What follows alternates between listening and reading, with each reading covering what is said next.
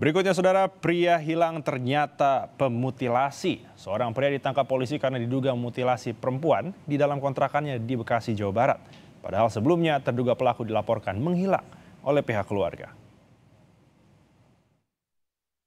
Pria ini diduga merupakan pelaku mutilasi terhadap perempuan di Bekasi, Jawa Barat.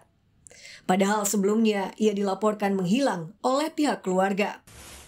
Namun saat penelusuran, polisi dikejutkan dengan peristiwa tragis. Saat memeriksa kontrakan sang pria, polisi justru menemukan jenazah perempuan dimutilasi. Tubuh korban berada di dalam 2 box kontainer dengan kondisi membusuk.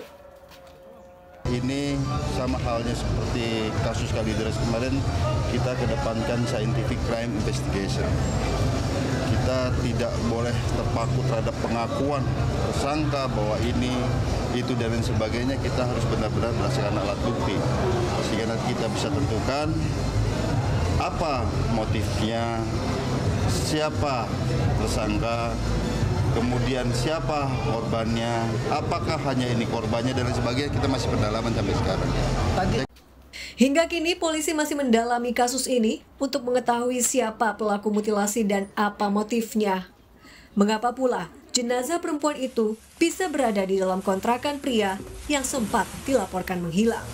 Tim Liputan Kompas TV.